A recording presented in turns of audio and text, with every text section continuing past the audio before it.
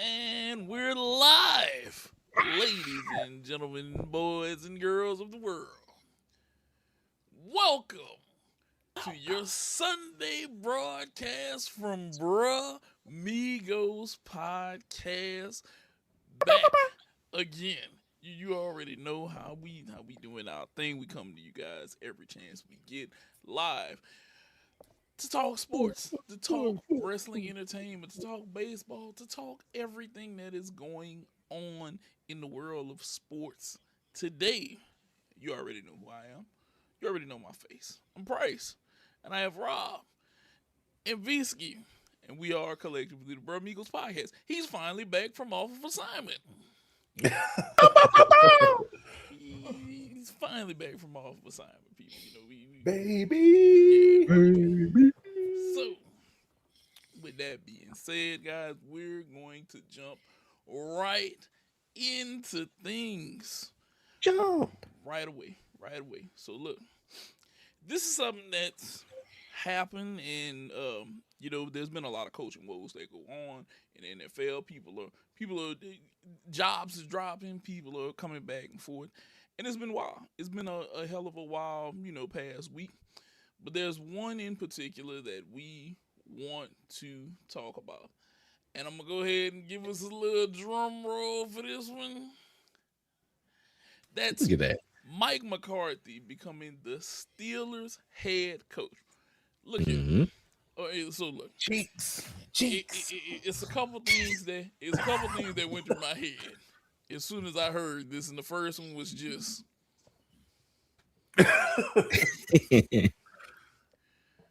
just why? Why? Mm-hmm. Just why? Just what was the purpose of this? What was the purpose of this? And I'm more than positive that Steelers fans were out there like, just is there anything that you can do outside of this? But then one of my Brah Migos right here, Rob, said something, and he made a fair point for Mike McCarthy. So Rob, I'm gonna go ahead and let you. What did you say on behalf on that man's behalf of him becoming the Steelers coach?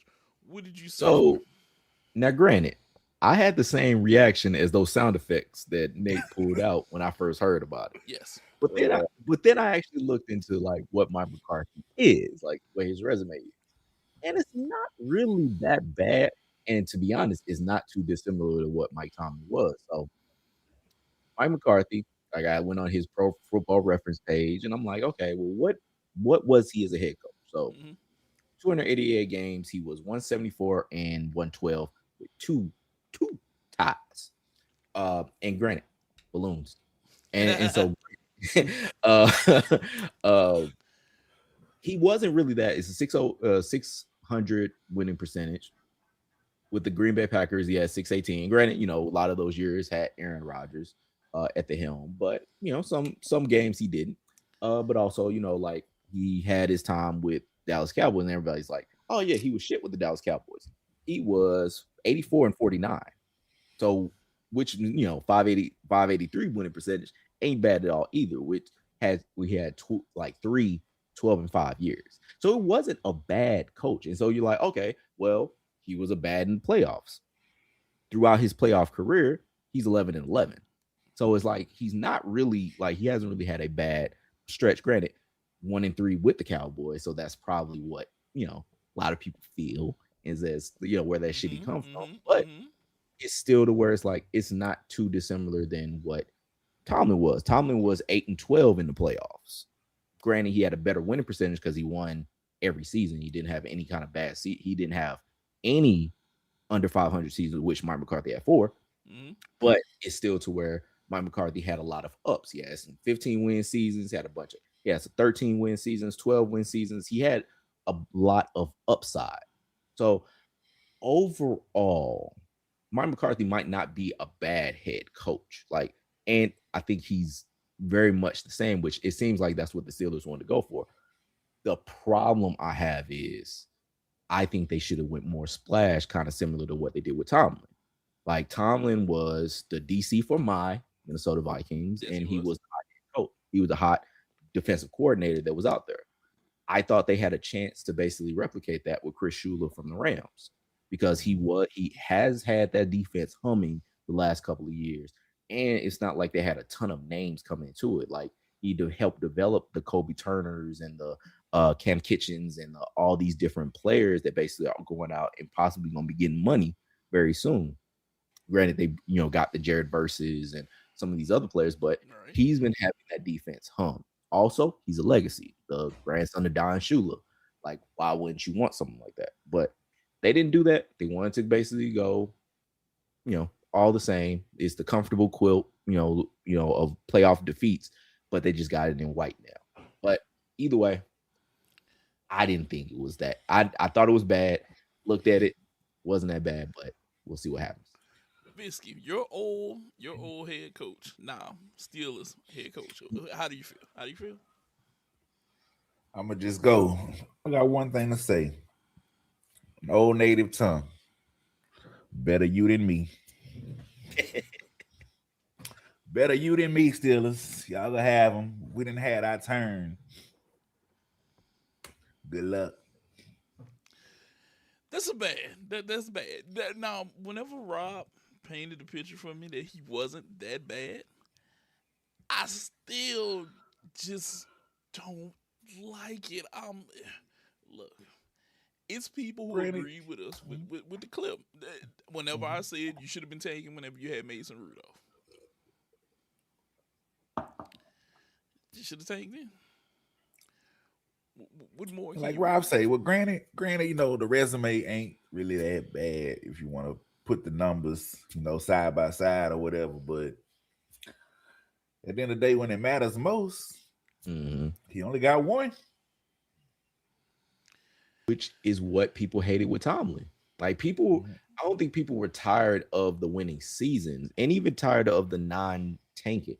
They were tired of not being good in the playoffs. They were tired of not winning in the playoffs as he hadn't won since 2018 in the playoffs? Yeah. Some shit like that, 2017, 2018. They were tired of that. Like if they were basically not tanking and basically at least having a good, making an AFC championship game here and there, I think they'd be fine. Tomlin may or may not still be there because it sounded like he was tired, but it's like they wouldn't have wanted him gone. They probably would have at least pushed for him to get an extension because at least he was close. He hadn't been close so long. Okay, I'll say this: Steelers, in my personal opinion, I know McCarthy has won. He has good numbers, but whenever I first heard this, I was like, "This is strategic tanking right here. This is strategic tanking. That's all it is. We got a quarterback who don't want to know if he wants to be here.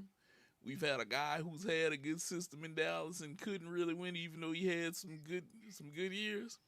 Could we go out here and strategically tank right now? Just strategically tank. I'm gonna bring in a new head coach. I'm gonna pay him some money, and then me personally, I'd have been like, make this team as bad as possible. Make bad decisions and pay people. Be bad. Yes, go be bad. Because, and this is my point on this, we watch New England go be bad. And where is New England right now? Back in the game, baby. They back. Go be bad to be good. That's it. It worked out for us too well. Look. I was like, I see the coordinate and why. Y'all problem that y'all have is totally different. Y'all problem is rooted in somebody who thinks he knows better than the people that he pays. Okay, man, it starts there with him. Trust me, there's people in Dallas that wish some very unsavory things about him at this point in his lifetime. Like, I've seen people say that they hope that he kicks Slay Bucket. Nah, I ain't worried. I ain't wishing that on him, but look. If you do, Drago to it. Yeah, you know what it is. But it is that's a different thing y'all got going on in Dallas. Yeah. He don't know what to do. He that loves. I'd be like, I look, should you got to chill like out. Brady. Fuck. Yeah. I know I walked into that one, but I was like, hey, it ain't worked out for us. Look, and it's like I said, it's not even really your fault. it's not that team's fault. Yes and no. It's that owner's.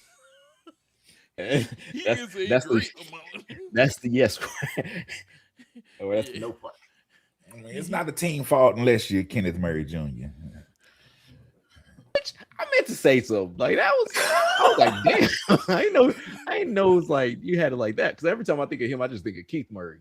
But like, you know, he ain't the most beautiful thing in this world, apparently, according to you. He has a point because their defense is horrible. I don't He think was second in the team in tackles. It Apparently. starts with him.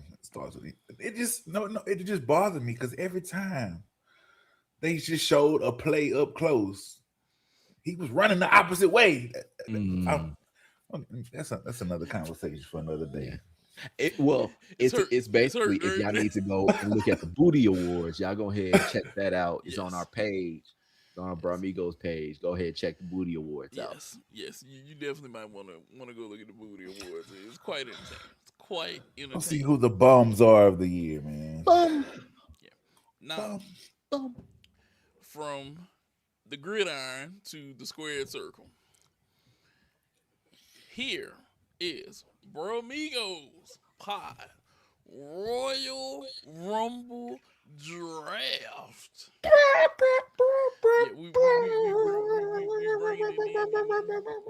we bringing it in.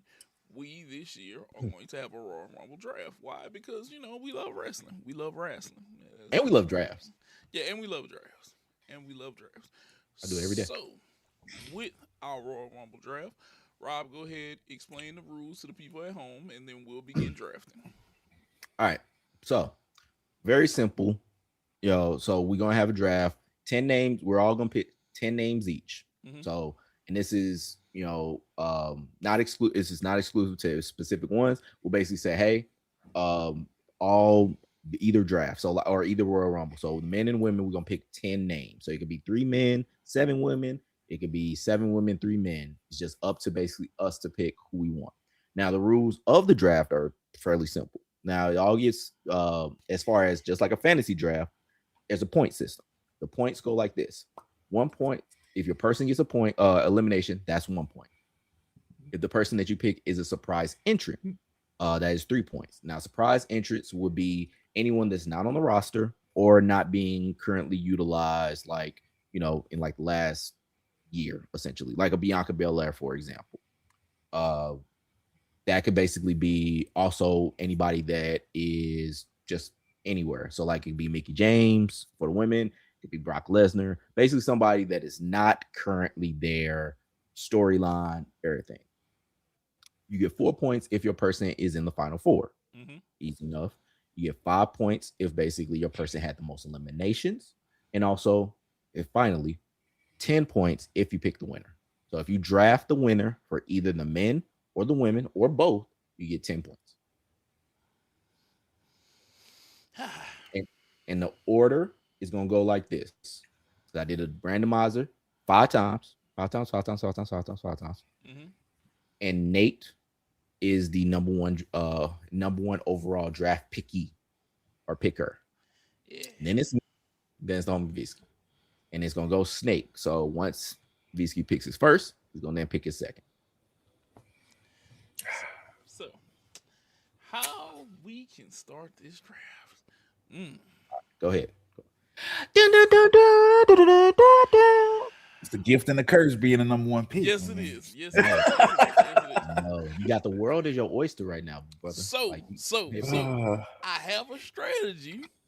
Okay. For how I think I'm going to do this. And my first pick is going to be Gunther. Ooh.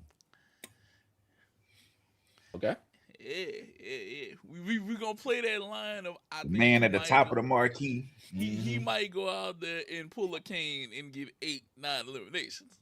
Yeah, I And he like can win that. it. Okay. That's a good one for winning. He they favorite right now, so that's a good pick. I can't even lie. Yeah, I like that. I like that pick a lot. Now, this man has had, because it's my pick now. This man has been at least shown as far as a promo on the main roster. Granted, I haven't watched Raw. I haven't caught up on Raw, so I don't know if he's there yet. Mm-hmm. But I'm gonna go the former NXT champion Obafemi. Ooh. I'm not gonna lie to you. You took Let it a ride. you took a pick that I was like, if he sits here, I'm going to get this. I think we all wanted him. I think we all was looking to get him. I could, you know what? I was like, man, I might be kind and generous and let these niggas go. No, I was like, take no prisoners. Here it is. It's mine. Now, Biscuit, you get 2 back-to-back choices because of the snake draft. Go right ahead, you know. Well, my number one pick that I was hoping to have still on the table. I'm going surprise entrant. I don't know, if anybody else has seen the rumors out there. I'm going, formerly known as Powerhouse Hobbs, Royce Keys. Okay. I like it. I mean, that'd be crazy to have him out the box, like in the Rumble, though. Box. That'd be crazy, though. Like, yeah, like that. And I do like that pick though too. Like if he actually is going to be there, that is actually a great pick. But your next pick, I'm going women, and I'm going for my number one most eliminations, Jordan Grace. That's actually a really good one for a winner too. I like that for a winner. That's 2 really good picks. That is. Okay, Rob, what are you looking at? All right, so I'm going to also go women, and I'm gonna also think about most eliminations, and I'm gonna go Zarya. Ooh, okay. Ooh, So we're going different directions with this. We're going different directions with this. Okay. All right, now Nate. So I am going to go a different direction with the woman that I think is going to have eliminations. Okay. I am going Rhea Ripley. Ooh, that's that's a great. That's a good Final Four. Everything she can check off a lot of boxes. See, you see, it ain't just about like it's so many ways you can go with this. It's see, I put a little thought into this. Now, with picking her, okay. Now, I'm going to steal one. Because I feel like I need to throw this in here just in case, because they could be a surprise entrant. I want Bianca Belair.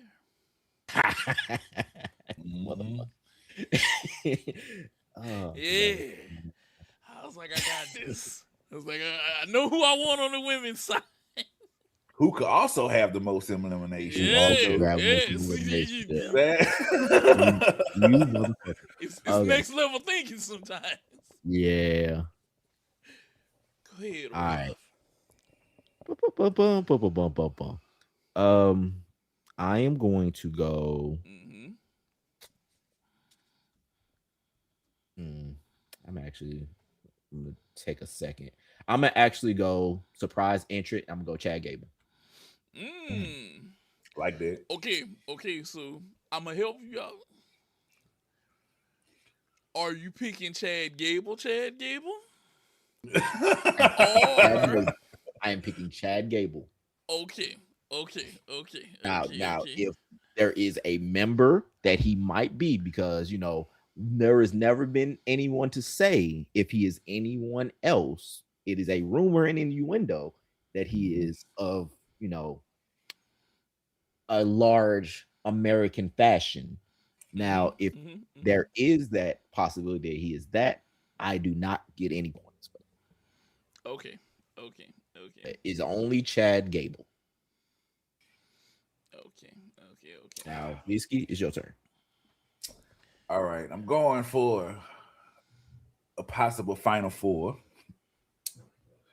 I'm gonna have to go with the man that they always put there, but just can't get it done. L.A. Knight, Yeah, yeah. Okay. that's a good one. Okay. Okay. And going with another woman. This Mm. time I'm going with a surprise woman, Mm-hmm. formerly known as Paige Mm-hmm. Soraya. Okay. Okay. You think they gonna actually have her back, or Hey, is she still with? Is she still with AEW? never say never. I don't know. I look at certain things you don't know what's true nowadays. Yeah, It's my just in case. I don't know. yeah. I don't know what's the deal with that. I seen some stuff on the internet. All right, so it's my That's my pick. wild card. Go Mm-hmm. ahead. Mm-hmm. All right, I'm going to go with the Samoan werewolf, Jacob Fatu. Oh, all right. All right. Mm-hmm. I feel like that pick is safe but reliable. Yeah, I think feel like I'm it's thinking safe but eliminations reliable. and possibly Final Four. I don't think he'll be a winner, but I'm gonna go with those two. Okay. Okay. All Okay. right, Nate, Okay. Okay. yours. So first pick, woman. I want to throw this one out there because she has been off TV a while. Mm-hmm. Another one, possible most eliminations. Jade Cargill. As a champ though. Yeah, I can see her still participate.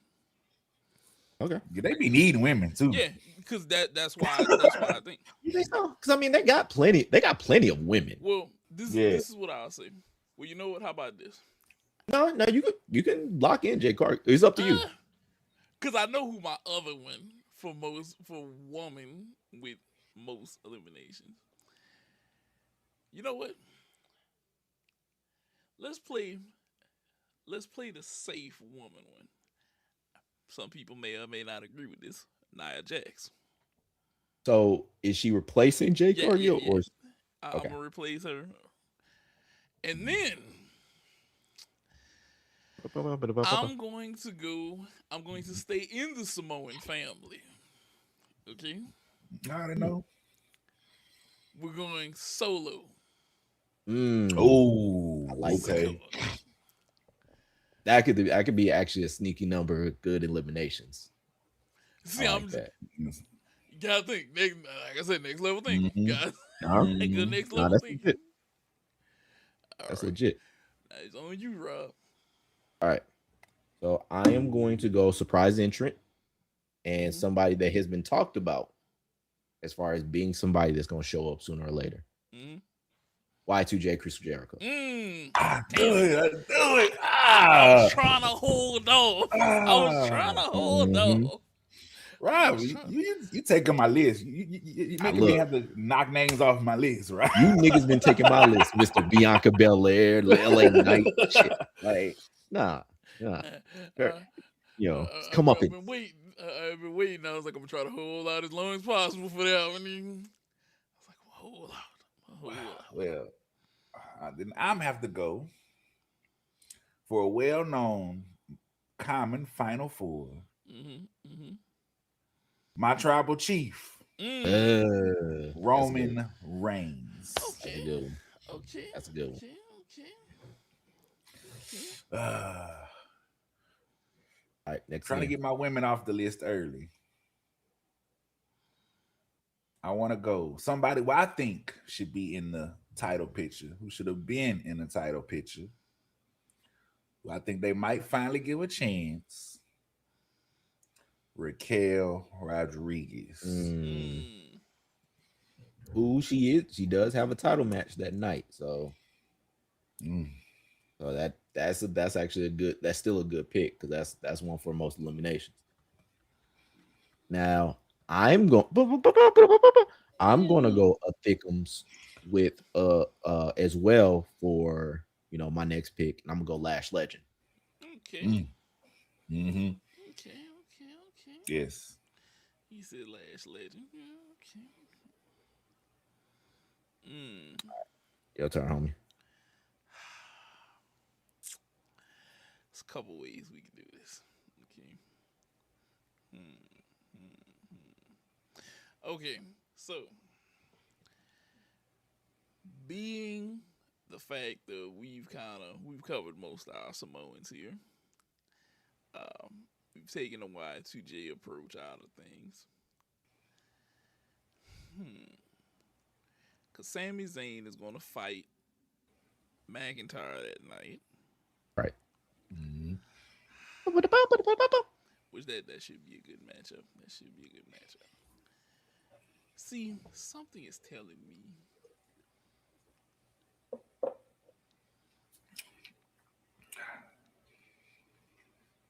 you know what? I'm going to take Cody Rhodes. Okay. Because if Cody were to win this, he'd be the only other 3-time Royal Rumble winner outside of Stone Cold, and you're gonna have to have a few eliminations if you're in there. You're going to have a few. You gotta at least last. You're gonna have some eliminations, but you generally gonna have to last. Yes. Now that would piss me off. Now this one is gonna low key me too. This is gonna be my long shot. Hey, she's in there and she may be Final Four as a woman. The flatback Flair herself, Charlotte Flair. Okay. You see the flat? Oh my goodness! I'm not gonna forget that. Flatback Flair. No, honestly, print the shirts. I'm just saying. Flatback shirt. She could be in there. I think she's gonna be in there. My goodness. She's gonna be down there in that final. I'm gonna say at least 8 of women for sure. She's gonna be at least. I think she's at least gonna be down at 8 to 6 in women. She's gonna be hanging somewhere around there. Oh my goodness! All right, so it's my turn. I'm gonna go, since I picked Lash, I'm gonna go with her bedmate, Trick Williams, as Whoop That Trick. Like, I meant to do all that shit, but yeah, that's my next pick, Trick Williams. Who I've been catching up on wrestling. That nigga in the title picture is only where he needs to be. Yes. That nigga is too damn amazing. Yes. Like that nigga got them lemon pepper steppers, baby. Nah, I've been debating, and I want to go with somebody, another surprise, who hasn't really been a former NXT champion, women's one of the women's champions, somebody who hasn't been on NXT for a while that I can see, even though I haven't been really keeping up with NXT. My baby, former NXT North American Women's Champion, Kelani Jordan. Okay.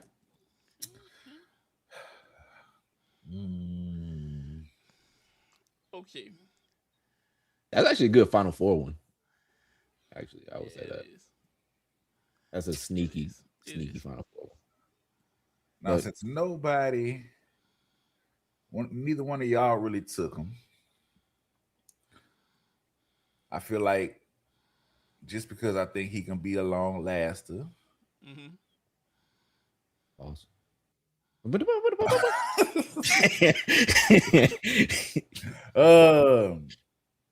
Nah. Scratch him. I don't want him no more. Who do I want?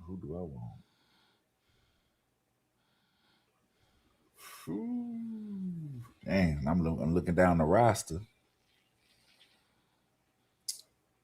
Somebody I think that could be in there a while. You know what? Let me get Braun Breaker. Okay. Yeah. All right. That's a good one. I don't know if it'd be Final Four, but I'll say that's a good one. So it's my turn.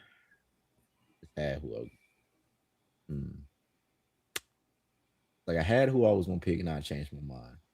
That's how I was. I was like, nah.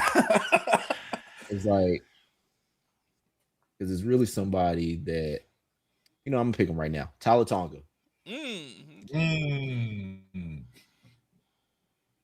gonna pick him. I think he's a sneaky most eliminations pick. Mhm. All right, Nate, your turn. Okay, so because I know I got two. The first one, this is gonna be my pick for surprise entry because I don't remember anybody saying this name. Miss Stratisfaction herself, Mm, Oh yeah. that's a Trish good one. That's Stratus. No, actually, she gonna be yeah. there. I think that might be Trish damn near Stratus. guaranteed. Okay, now, Although it's like, I don't know if she's gonna go all the way over there. now this one, I'm taking a shot on this. Something tells me that both of them may appear, but this person in particular for sure. Montez Ford. Mm-hmm. Mm. I That's feel a like good he one. has to show up. And I think he's gonna have some sort of Trick Williams interaction. How so? Because of whenever you think of them pulling spots, those two would make for a really good spot. They're both very athletic, Lie. and there's different things you can do with them. See, part of my strategy whenever I pick Royal Rumble shit is also spots. What can Mm-hmm. happen in here, and who needs to be there to make this happen? And he's a Yeah. person I think is a high end. He can pull off a spot guy, kind of like Kofi Mhm. Kingston in a way. Yeah. Which I think the next up that's gonna be doing those spots is who I might be picking later. That's a tease. Uh, But for my next pick, since my homie Visky picked up Iran, I'm gonna pick a Braun, and I'm gonna go Bronson Reed. Mm. okay.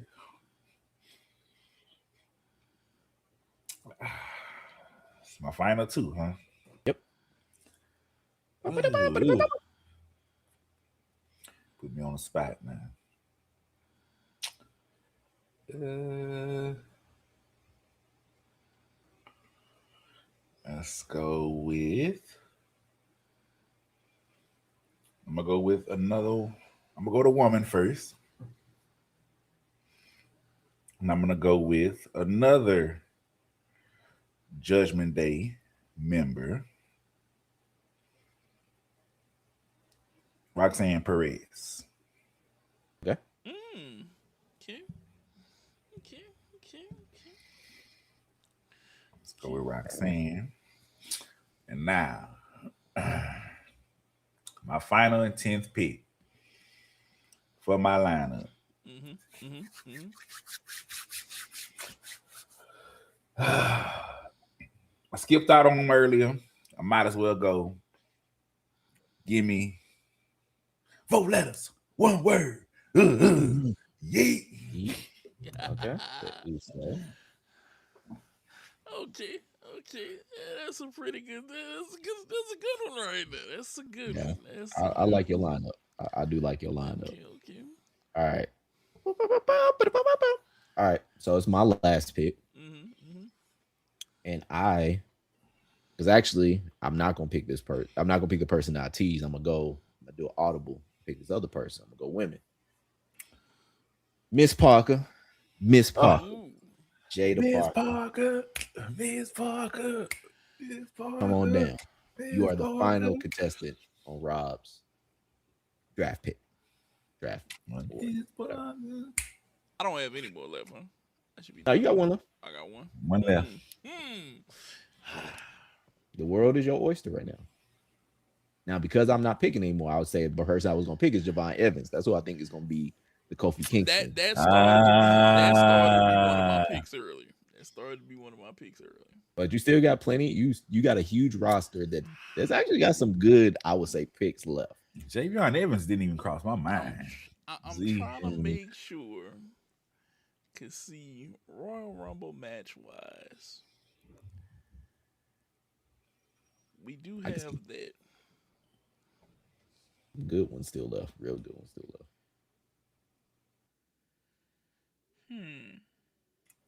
He trying to get a steal. Look at him. I think he trying to get a steal over there. Look. Oh yeah, I'm trying. See if Drew versus Sammy wasn't happening, it would be Sammy. Mm-hmm. Okay. You know what? This guy took a hell of a kick the other night. Damian Priest. Ooh. That was like the last one. I was like, yes, that I regret not taking. He took the kick the other night. I can see him being in there.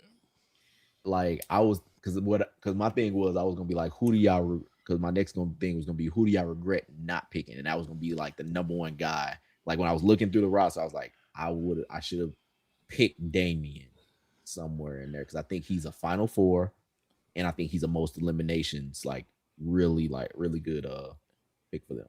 Now, if you don't mind, run down the picks for everybody at home. That way, everybody knows who everybody has. Hell yeah!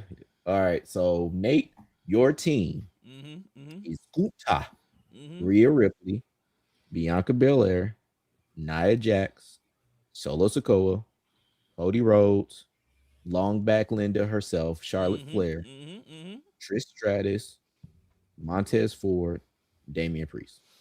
And we can call a flannel flatback Flair for Flannel flatback Flair. I couldn't remember which one it was.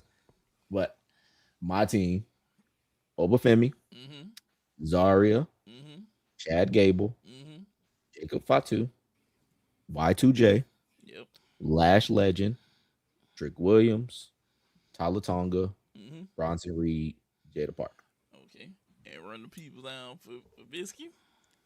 It is Royce Keys, Jordan Grace, LA Knight, Sarah, whatever her name is, Roman Reigns, Raquel Rodriguez, Alani Jordan, Braun Breaker, Roxanne Perez, Jey Uso. I think these are really good lists, honestly. All bullshit aside, these are actually really good lists. And this will be interesting. This will be interesting to watch and see what happens. It really will be, because I want to see how this is gonna work out. Now, I do have a couple regrets. Who do you regret? Yeah, I would say, yeah. Y'all got any regrets? All right, that was a nice steal for Montez Ford. I'm disappointed I ain't think of my Street Profits. Yeah. For the women, because I know they're high on her, So Ruka. I could see high on her. Now I'm kind of looking on the list who I didn't take. So Ruka for the women. Who else I didn't take? For the men.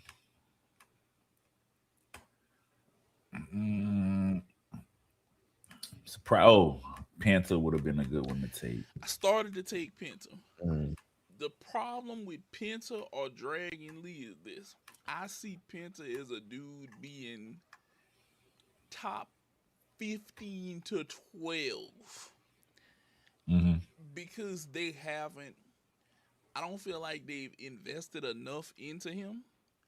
And we don't have, because if we look at the current, I'm going to use the tag Luchador S wrestlers, okay? Dom is not that. Dom differentiates himself from his dad by not being somewhat of a luchador, you know? He does have some high-flying moves, but he has a very solid ground game. He really is more like Eddie, you know? He really is more like Eddie, because Eddie had a very, very, very good sound technical ground game. I could never see Penta winning it because he isn't Rey Mysterio-esque enough. And I think if we were going to have a guy from that sort of lineage win it, it's going to be like a Dom, you know, which is probably one of my regrets. Yes. Which is probably one of my regrets. So I have multiple regrets, and I actually have one of the surprises that I thought Bisky was going to actually take, but I thought left for y'all. Huh? I said I left him for y'all. I think I know what you about to say. I was like, when this nigga didn't take Joe Hendry, I was I like, knew it. I was like, I thought that because I was gonna take Joe Hendry, but I moved like I think when I took Tyler, I was gonna take Joe Hendry. But is he really a surprise now? Yes. He's not a surprise, but I think he's gonna get a bunch of eliminations. I think he's gonna get a good amount of eliminations. So, I wouldn't see him as a surprise, but to be real, he technically is more of a surprise because I think he's more NXT. He's not on the main roster, so he would have technically been more of a surprise than anything.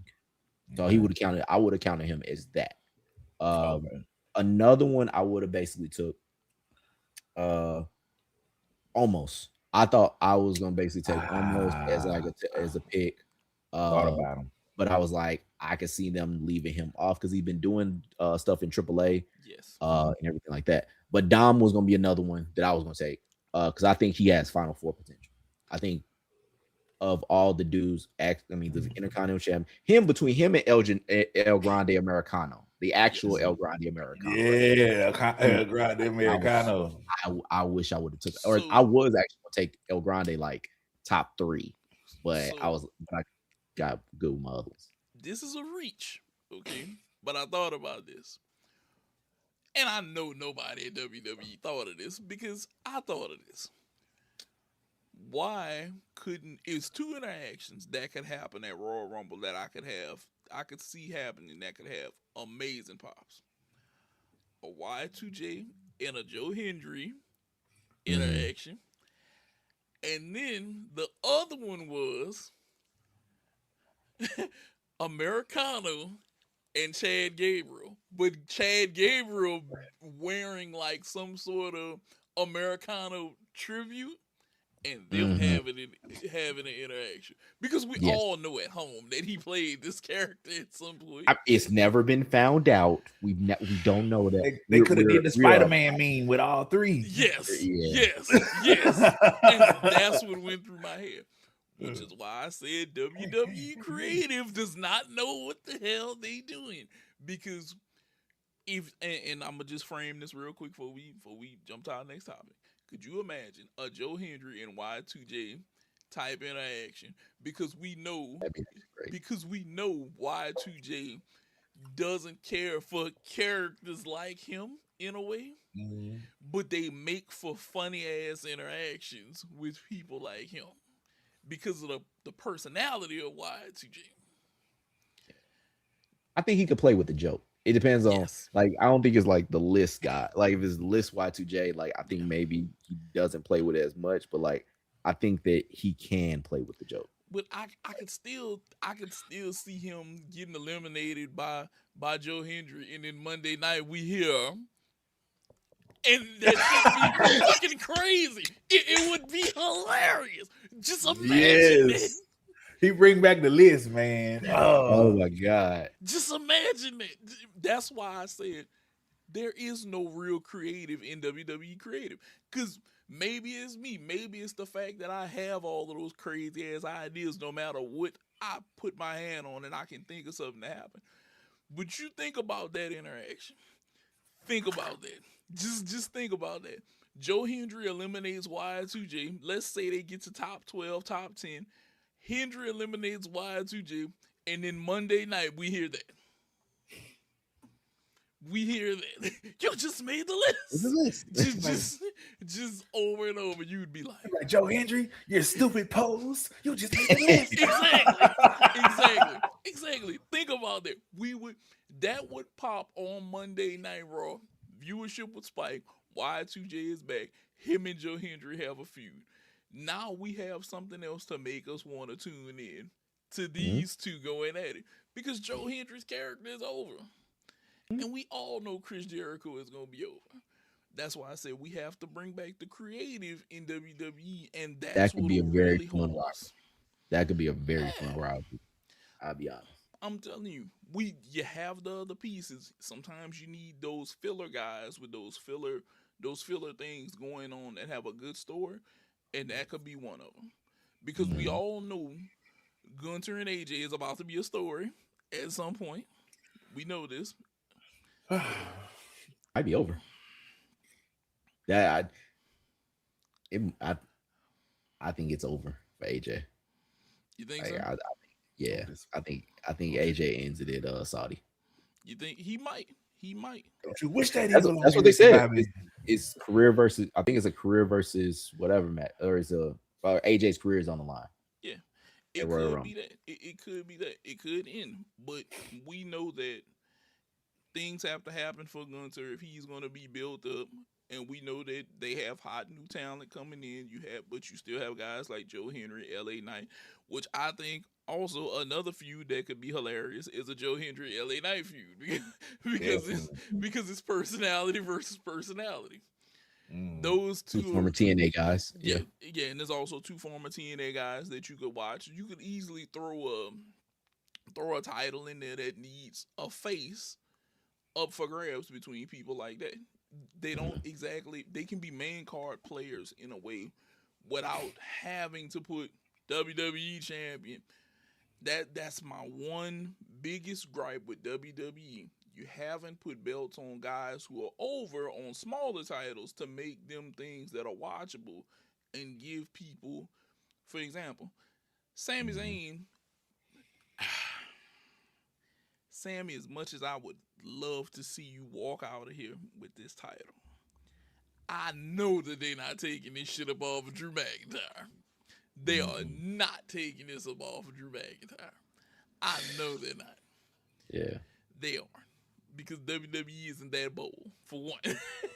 Yeah. That bold. This Drew, I'm digging this Drew as champion though right now. I'm digging. I do like him as champion right now, but I also feel like Sammy should have had. Sammy was our Daniel Bryan 2.0.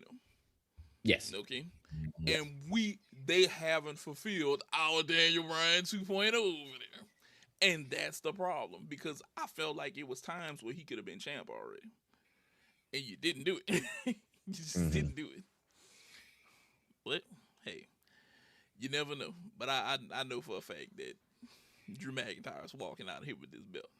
The only way he don't walk out of here with this belt is, I don't know, Damian Priest interference and Sammy gets it, or disqualification, or it would have to be something wild to where he either wins without winning or he takes a dirty loss or something. I don't know. Yeah, I think it's gonna be the dirty loss. Because the thing is, like, how many times you gonna have Sami Zayn come out to the Saudi crowd and basically it's like, oh, he's in this top position, and then he loses again. Oh, he's in this top position. Or a wild one. A Stone Cold Steve Austin sighting leads to a stunner and then a Sami Zayn victory. Just throw that one out there. It would be weird, but it wouldn't surprise me because we're going to Saudi. That's why I said that. Saying Stone Cold, Saudi Cold, Steve Austin Yeah, on his money. whenever you involve Saudi Arabia in WWE, you have to reach up into the air and look and say, I'm going to pull the most random thing out of there today and throw it in this. That's the best way I look at it. Nothing is out of bounds. It's like whenever you played them kids who weren't that good at whatever sport y'all playing, and they just opened up all the rules for everything to happen. Mm-hmm. That's how I feel it is whenever you go to Saudi Arabia. Anything is in play. There is no out of bounds. There is no travel. There is no walk. It is what it is at this point. If they start listening to Road Dogg more often, Yeah. because on the real, they let it be known they be shooting Road Dogg ideas down, and I'd be like, that's what they should have went with. And who else but a creative person that you guys shoot down all the goddamn time? You shoot down a mastermind for goddamn a person who barely knows anything. They can barely cook a Martha Stewart meal. That's the person who you listen to. I'd be like, look, man, y'all shooting the good ideas down for these ass ones. Yeah. And that's like a huge freaking problem. Now, I just want us to switch gears, WWE to MLB. There's a couple things that happen in the MLB, a couple signings that I know people that we have to talk about. Okay, so Rob, the first one, and I know that you have to look because I want you to rate this after we talk about this. The Mets trading for Robert Jr. and Freddie Peralta. How does this shift them at this point?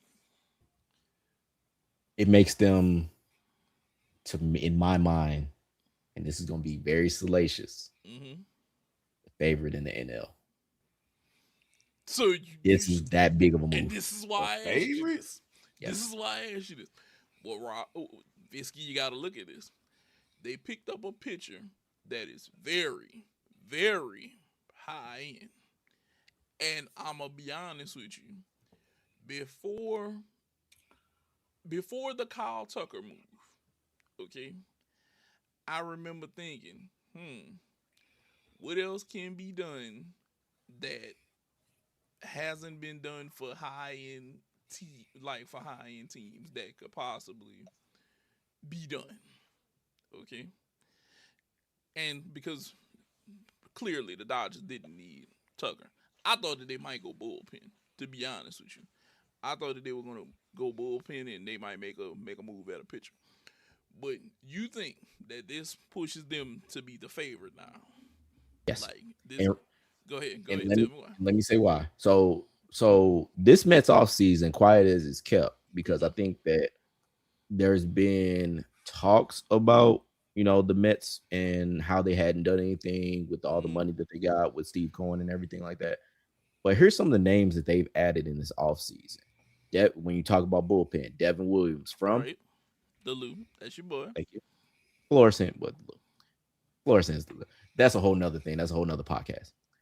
But they've added Luke Weaver, former Cardinal. They've added Jorge Polanco, who basically people saying it's going to be the replacement for Pete Alonso. They've added Marcus Semien, who I've liked, who basically from the Texas Rangers. Bo Bichette, who basically going to play third because Francisco Lindor. And like you said, Luis Robert, who basically had been tolling away for the White Sox. Granted, he's had injury issues and stuff like that, but a guy that former all-star, guy that was looked as a blue chip for the last few years, that people can like, save that man from the White Sox. And so now he's basically gone. And Freddie Peralta, who is one of the only Brewers that I've actually liked over the past 25 years. And so a lot of moves that basically has been made to make this team not only the team that could win the NL East, but a team that basically can win the NL. Yes.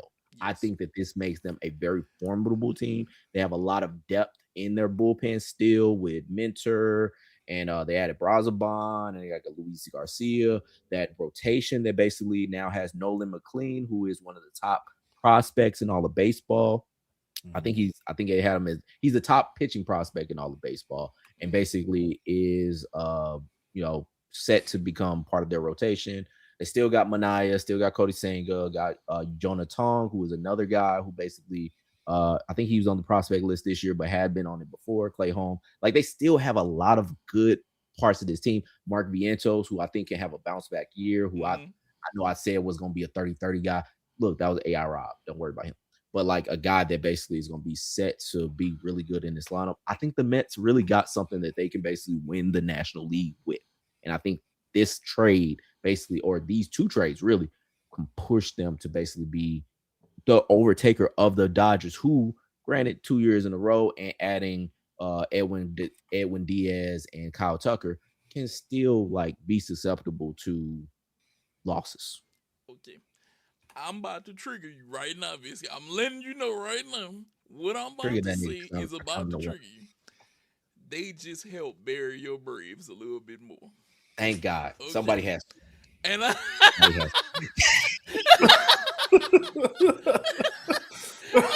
I'm gonna tell you what.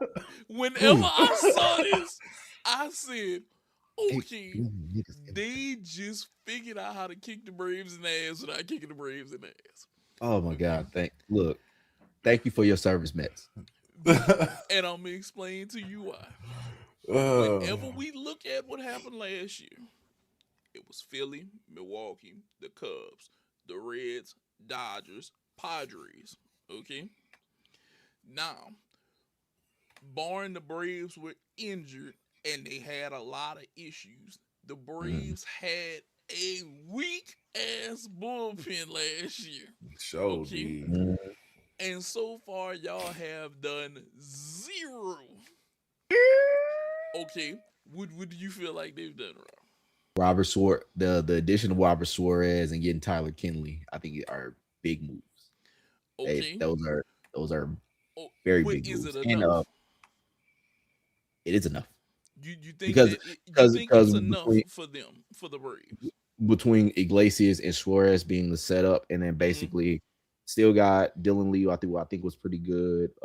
He was okay. Joel Pappas, Pyampis, who was I Yep. think former Brewer, Joe Jimenez, Aaron Bummer. I think they got a decent bullpen. Okay. So look, I hear what you're saying. Now, I want you to think about this. The Mets just figured out how to say if your bullpen ain't shit again this year, or these moves don't work out for y'all, we're Mhm. going to bury y'all. Okay? Because the one team that took a step back bullpen wise to me for sure was the Nationals letting Mackenzie Gore go across the way. Okay? But he went to a different division. Okay?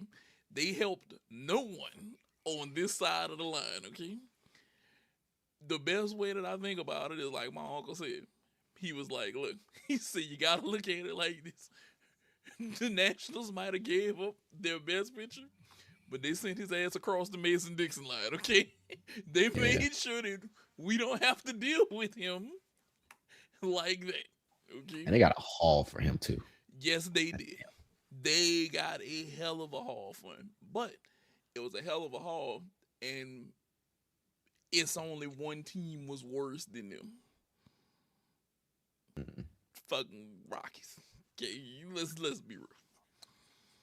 Fish gotta fly, birds gotta swim. The Rockies gonna be the Rockies. They gonna be at the bottom of the barrel. Okay, it just is what it is at this point in life for them. That's how I put it. Whenever I think about them, fish gotta fly, birds gotta swim with them. That's it. Braves got to suck. He said it. He said it, man. I said, He said it. He said I said I'll put in Google Translate said in Spanish.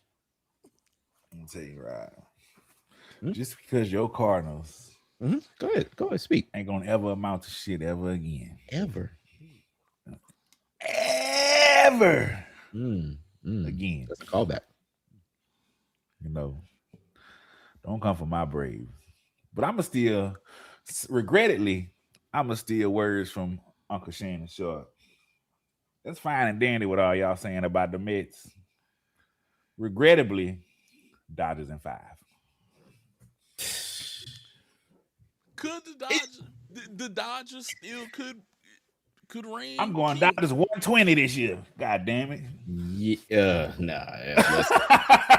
Oh, I au will contraire, my nigga. I know I'm reaching, but damn. I I will say this: they are reaching. creeping near a hundred win team for sure. They might be this might be 100 win year.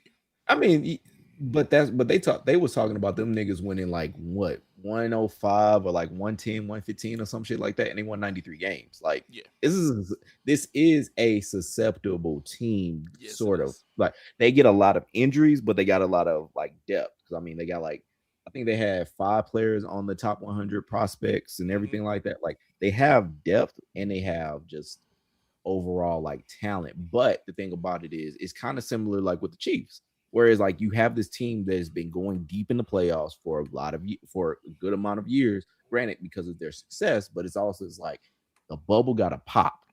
Yeah, And I think this year the bubble pops. I'm not saying they're gonna win 90 games, but they're not going to be like the number one seed. I think you got teams that basically have done enough to not a ton, I would say, not a ton of teams. Like you basically got the Mets really, as far as on the NL that have done a lot of work, but it's like there's so much talent depth around the league that it's like I don't think it's a runaway for the Dodgers. I yeah. don't. Okay.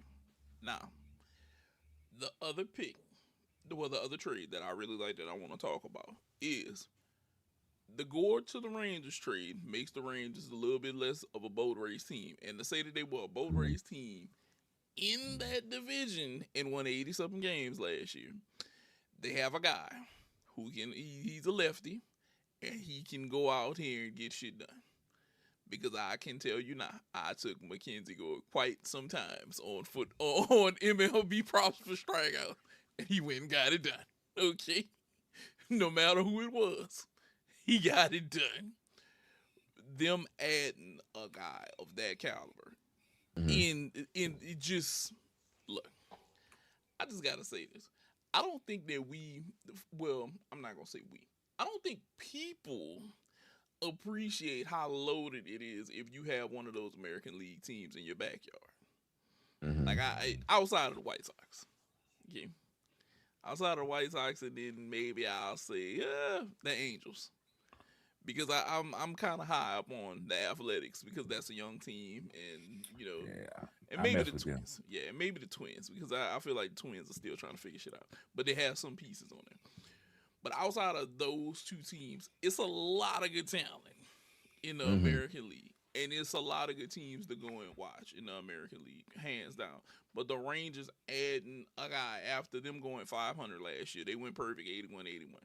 I could see him pushing them towards 85, 86, 87 with a guy like that. Hell, they might close in up on that 90 mark like Seattle.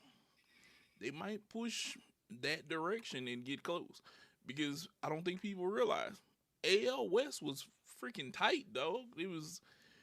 Look, you needed to be 80. Seattle came out with 90. Houston was behind him 87. The Rangers were 81-81. Athletics, like I said, young team, got time to improve, 76 wins. And the Angels are maybe not floating as much as they like to with 72 wins. It's pretty tight. You had 70 wins or better in all of the American League outside of the White Sox, which they just took one of their better hitters, left and went away. And I'll say this, speaking up on that trade with the Mets. The Mets just got another guy that can hit and he can put pressure on you. Whenever like Luis Roberts is healthy, you gotta look at him and say, okay, they got a big bad in Soto. This guy can get crazy hot and be right there. It's gonna be an interesting year this year in baseball. Oh yeah.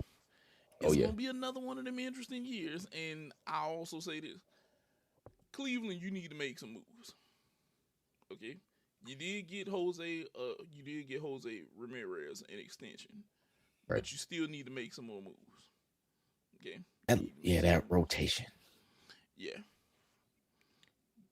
Because here's something: you don't want him to ever say, "I don't want to be here." Because I'm gonna be honest with you, and Rob, this is just in all honesty.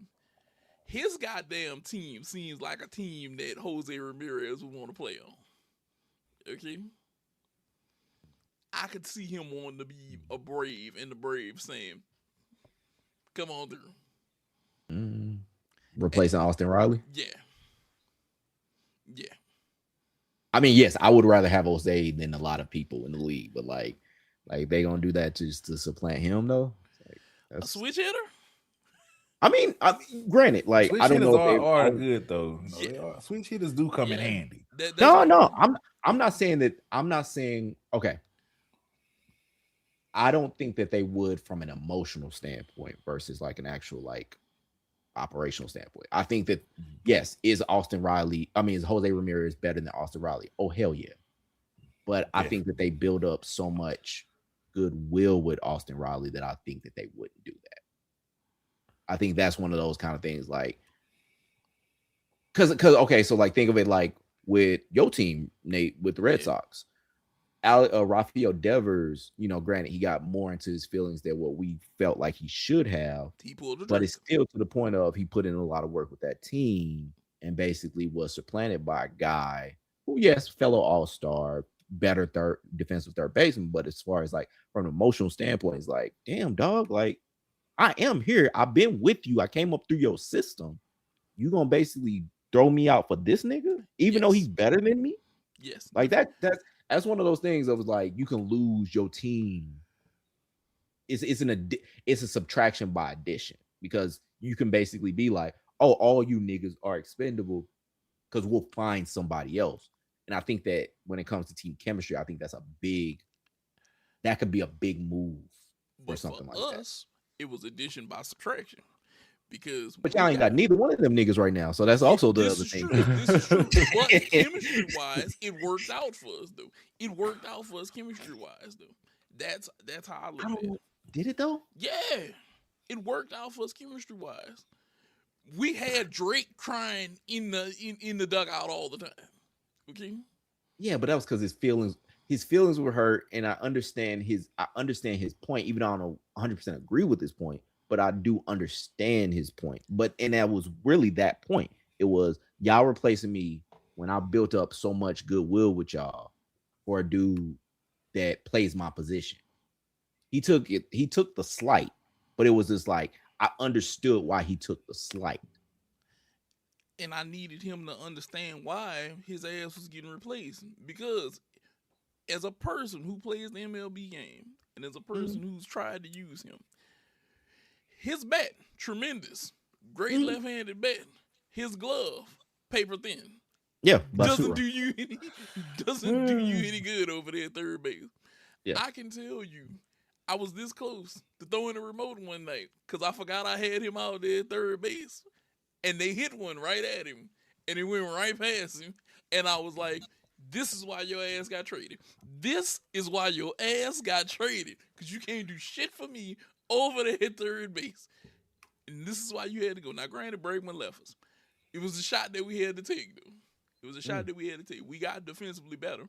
And we made the playoffs. Okay? We made the playoffs. I don't think defensively we were going to make the playoffs with him. You know, that's just my opinion. I don't think it was happening. I just highly doubt it. And then, in retrospect, what did he really do for San Francisco? I mean, it's still early, but no, you're right. Gotta give it a chance, man. Nah, he's gonna cry tears to Marvin's room over there on the West Coast. Stay his ass over there right now. And the funny thing is, I don't want to keep on the point, but and we can cop it off it. But the funny thing is, though, he probably gonna lose his spot because they go probably get Bryce Eldridge as the first baseman, so he gonna basically be back at DH. Yes, he's not gonna play in the field because Chapman's gonna be right there at third, so like he ain't gonna play third. I don't know what is up with him wanting. I think he has an ego issue with him wanting to prove that he can play on the field. Just go be a bat. People get paid to be bats today. It's a bunch of guys I know back in the day would have loved to have been a bat. I know Frank Thomas loved that shit. Frank Thomas loved being a bat. Hey, they love me hitting the ball.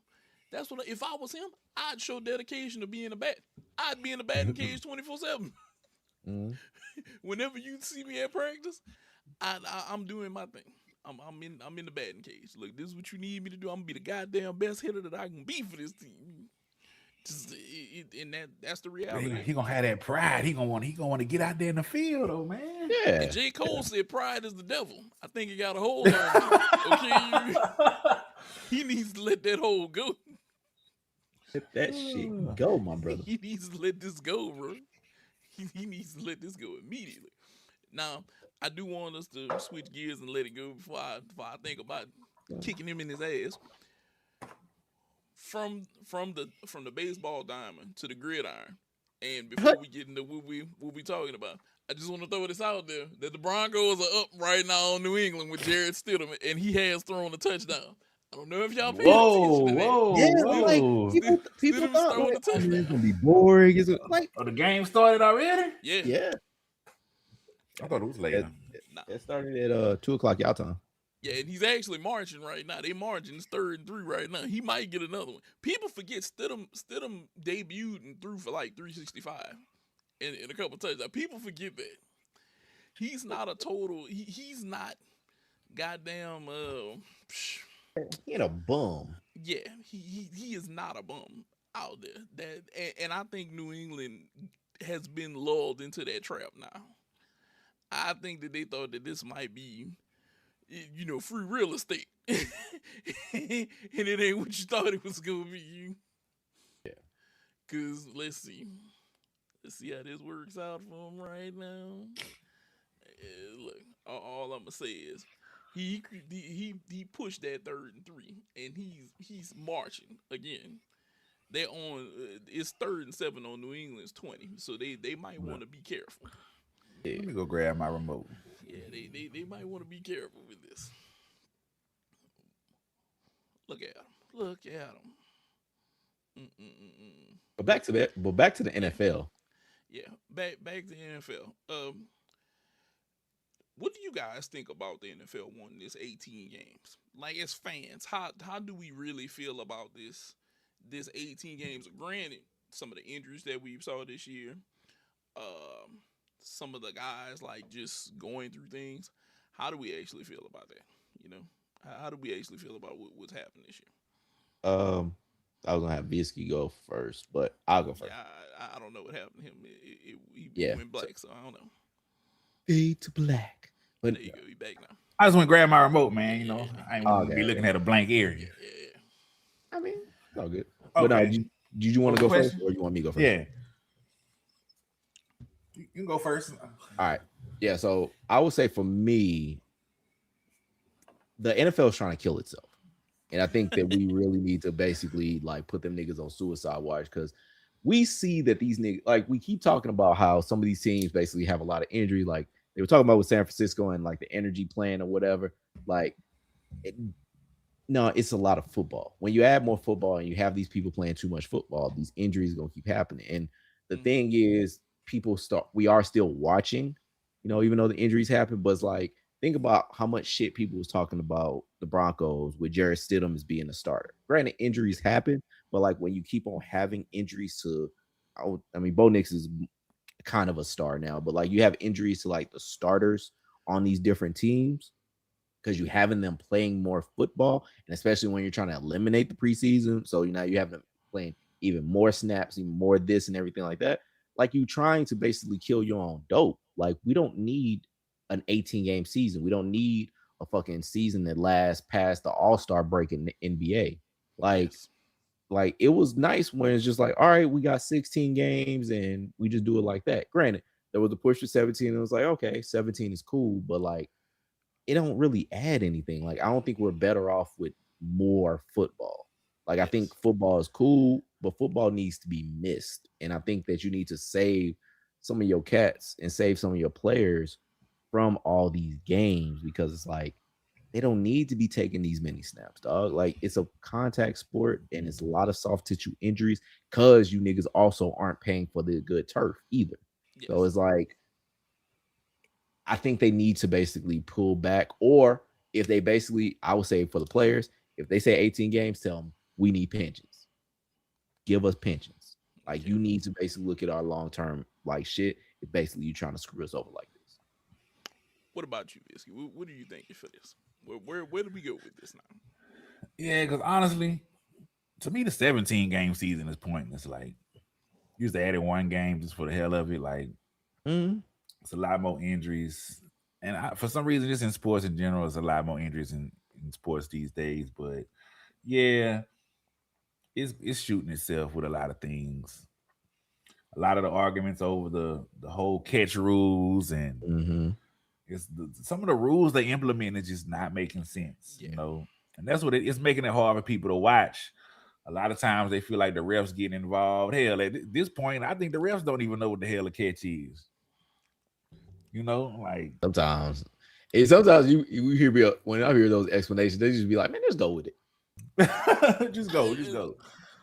Look, they be freestyling on the field. I don't care what nobody says. I don't, because I promise you, whenever we get to pull in textbook definitions of some of these rules, that is not what the hell they do out there.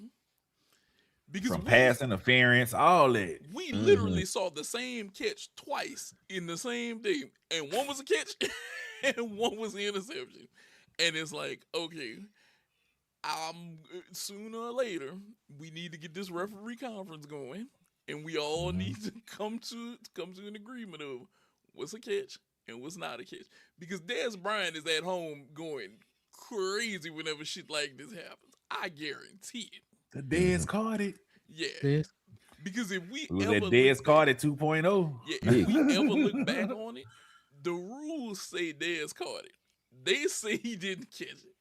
And then the other day we saw one guy's knee went down and it was down in a catch. And then another guy catch the ball, somebody put a hand on it. They go to the ground.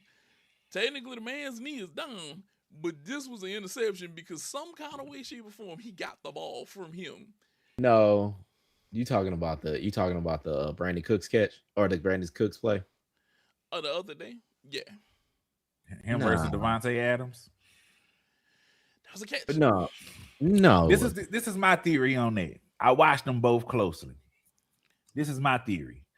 Now, I'm not saying I agree with the rules, but textbook definition of the official rules, Cooks did not catch it. So Everybody wants to mention the knee being down. That's not how the rules are written. okay, what are your interpretations of the rules for that one? So, like, all right. So I looked it up. When I seen all the arguments, I had to look it up myself. There has to be 3 stipulations met for a catch. Okay. He has to possess the ball, Mm-hmm. 2 feet or a body part lands in bounds, Mm-hmm. and he either has to make a football move, or if he's falling to the ground, has to maintain control throughout the whole full process. Okay.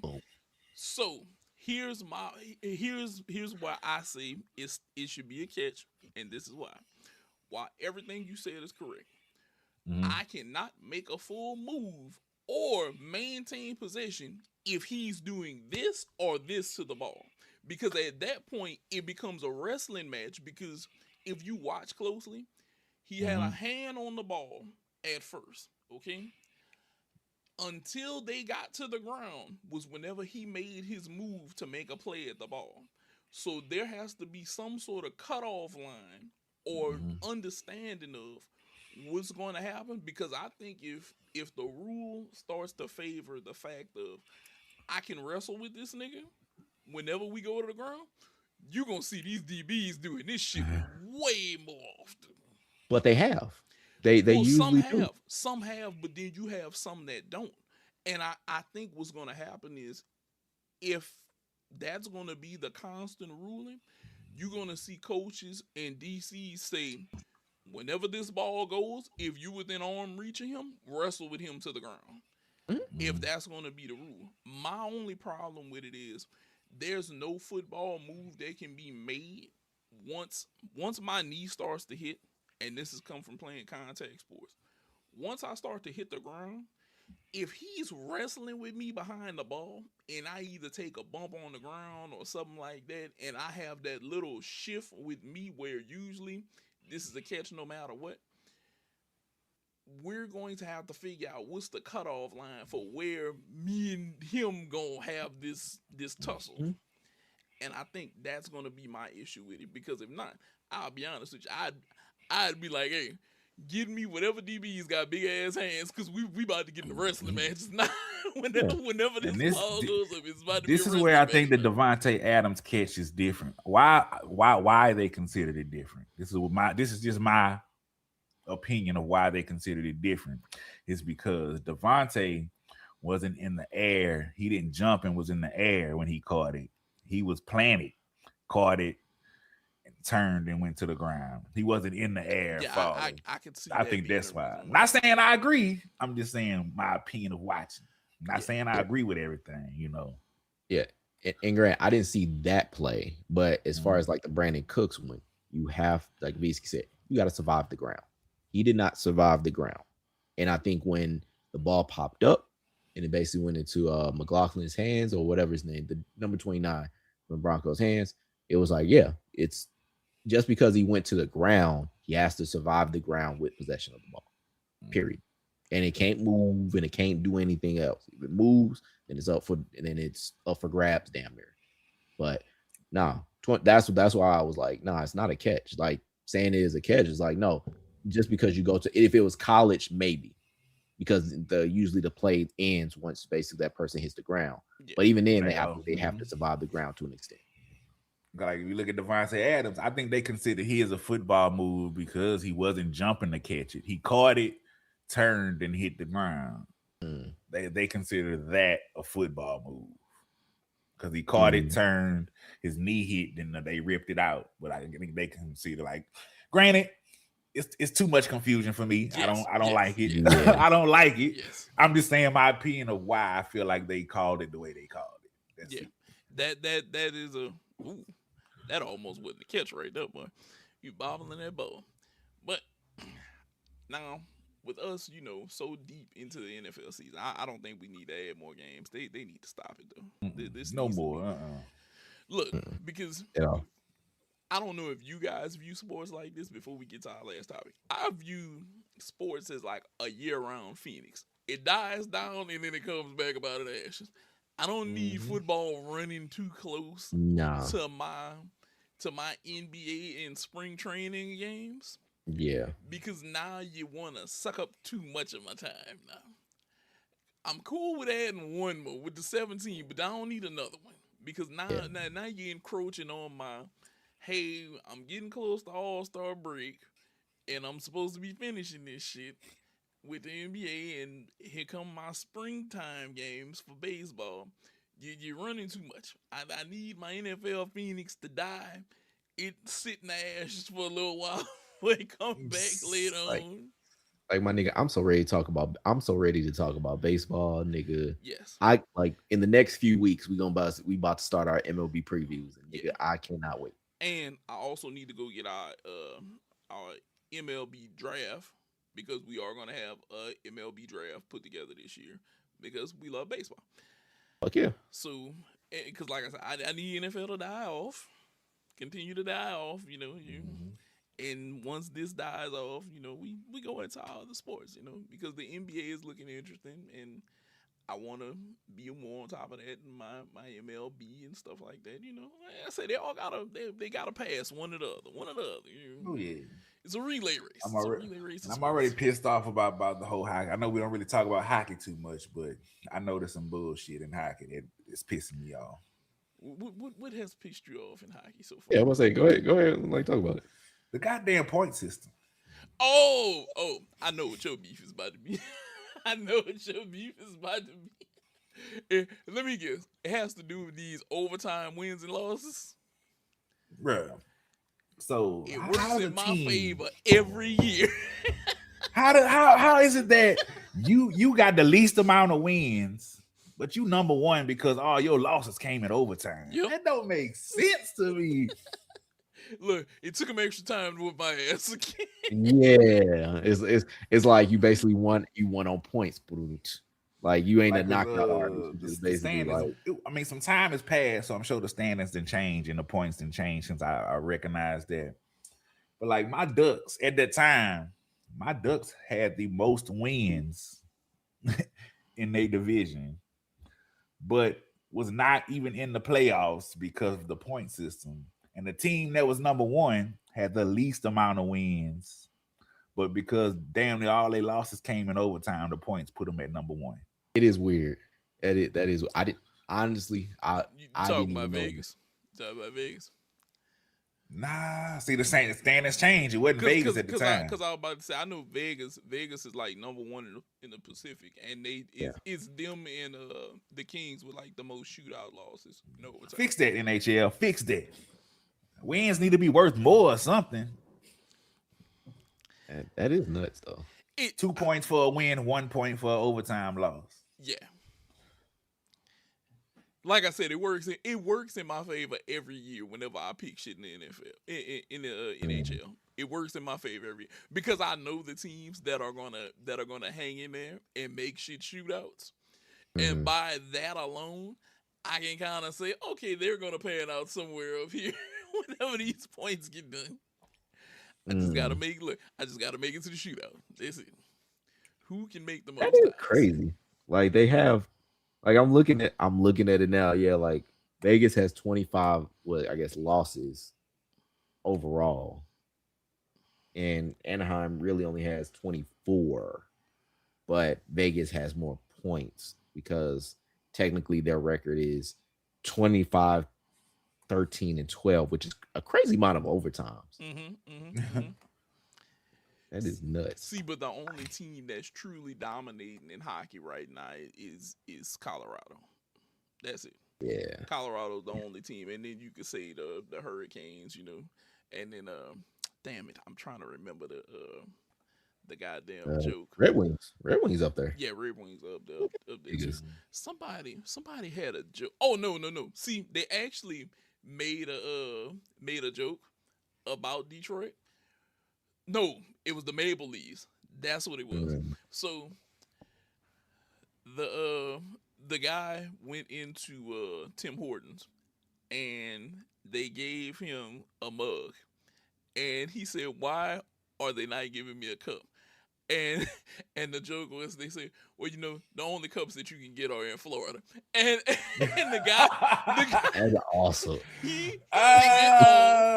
he went off for that second because that shit clicked that was a hockey joke, and you can see he just went red. He was like, "Y'all think that y'all are funny, huh?" That hey, whoever made that joke up, nigga, that shit they need to get a raise. All I'm gonna say is that guy knew how to swing low at a Maple Leafs fan. At that point, I was like, damn. I was like, that's fucked up, but funny. Yeah, I was like, that is fucked up, but very funny. Like, everybody got all these overtime losses. Like, we need to start losing in overtime then. Shit, if we gonna lose. But y'all can't never survive to make no overtime. That's the point. Right. We literally got the most wins in our division, but y'all never make no overtime. Y'all never make no. Y'all just go out there and lose. Now, the other thing that I want to talk about in the NHL is this. I mean, in the NFL, not NHL. I was listening to a Jameis Winston interview, right? Mm-hmm. And something came to my mind. So they talk about the year that Jameis had like 5,000 yards, but he was 30-30, right? Mm-hmm. And then they did an in-depth look, and it was like 10 of his interceptions were because Mike Evans them just couldn't catch the ball. Like, they knocked the ball up into the air and stuff like that. Mm-hmm. So I'm going to say this. I think Jameis Winston is a quarterback. He was played out because of what I'm going to call gunslinger syndrome. Okay?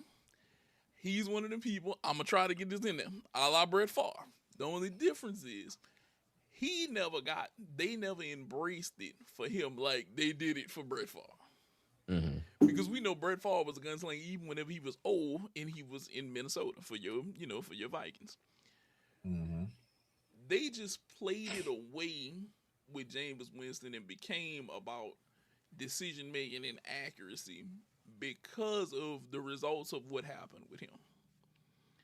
Because if you think about it in a grand scale, they do have quarterbacks who are ass as fuck. Okay? A la Geno Smith this year. Mm-hmm. Okay? He was almost a Jameis Winston year. He almost had as many interceptions as he had touchdowns, which is crazy work. But because I think they don't classify him as a gunslinger, they're not going to do him the same thing that they did Jameis Winston and push him out. Because I'll be totally honest. Jameis Winston, whenever he's paying attention and he's hitting the right things, he can really give you a chance to win. Because we saw it happen in Cleveland. And let's be honest, I don't think that any of us thought that he would win a game in Cleveland. Because Cleveland is Cleveland. It is what it is. But I do think unfairly that he has been pushed out of the league because of his gunslinger syndrome. And even if you're not going to bring him back as a quarterback, I just want to see him interact with the NFL. Like, yes. He has some of the funniest interactions with people in the NFL, and it is timeless to me.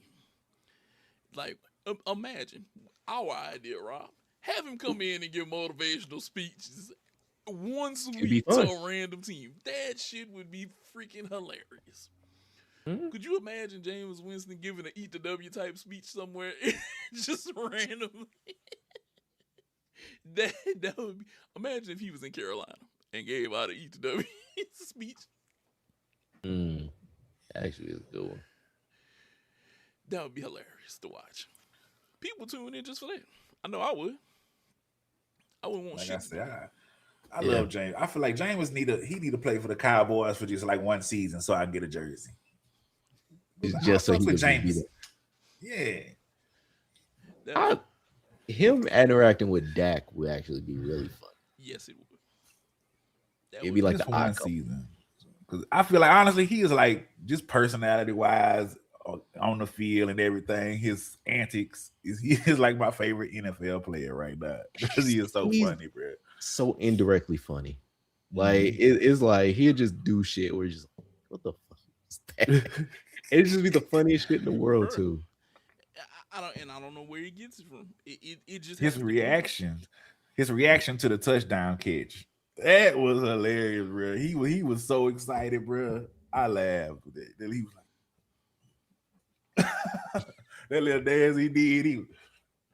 Oh, But it's him though. It's all him, and you gotta love it. You gotta love it.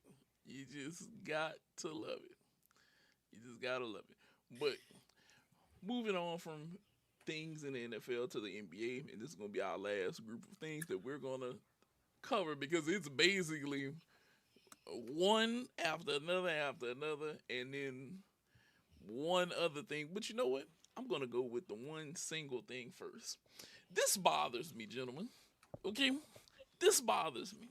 What's I that? do a little bit of voting for different categories for my opinion on who should get what awards. Okay, mm. this is just my opinion. Why the fuck is Rudy Gobert again a defensive player of the year candidate? Okay, why? Do they Remember not have nobody else? Go we ahead. I ain't got. we said it, or at least I said it on the show a while back, and then I I think it's because it's like they treat him like it's more like a NFL defensive player of the year in that he's so specialized at this one specific thing that it outweighs everything else. Like Miles Garrett should win the defensive player of the year this year. Miles Garrett doesn't have, as far as I know, any interceptions. He's a sack master, but it's like pause. But it's like that's all he mainly had to do. That's all he had. That was what was in his job jar. They wasn't actually making him go out on passes and how what his coverage rate was or whatever. He just had to go get sacks. And Mhm. so pause again. And so like with Gobert, like he maintains the paint. He maintains the inside, and that's why he's such a good rim defender. And I granted, he may not be. I guess I gotta go look to make sure that I'm right about this and I'm not talking about my ass, which I do a lot. But I think they basically are doing it like that, and that's why he basically is that. You know. Go ahead, Visca. I'm gonna let you. I'm gonna let you go with this before I state a couple facts for why his ass shouldn't be here. Let me see. Rudy Gobert, barbecue chicken. I don't even know why he there. I mean, maintain the paint, really. I mean, if he wasn't there, really, I just think it's the offensive dominance. His defense ain't really no reason why the Minnesota be winning. It's the team's offensive dominance. I mean, he's there. If you want, he's there. He's present. I guess you could say that's about it. He's present. Yeah, Just like but when the teacher calls roll here. That's it. I Okay. mean, but he holds it down. He holds it down. But okay, go ahead, bro. Like, All right. So this is what I'm gonna say. Defensive rating, which is something that I don't buy in on a bunch because I feel like this is one of those stats, in my opinion. It sways certain metrics that are there and not there at the same time. He's ranked ninth in defensive rating. Okay. mhm.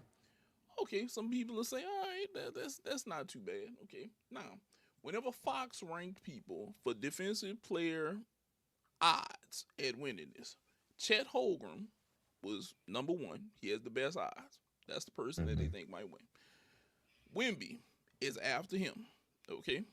Which I could That's see who he's Wimby doing. because Wimby is an extremely good defender. As long as you're not pressing weight against him, he's a really good defender. Okay. Then it's Rudy. Okay. Now here's my issue with Rudy. Rudy has always been a weak side shot blocker. Rudy has gotten dunked on more times than people dunk donuts in their coffee at Dunkin' Donuts. Okay, I just want to make that clear.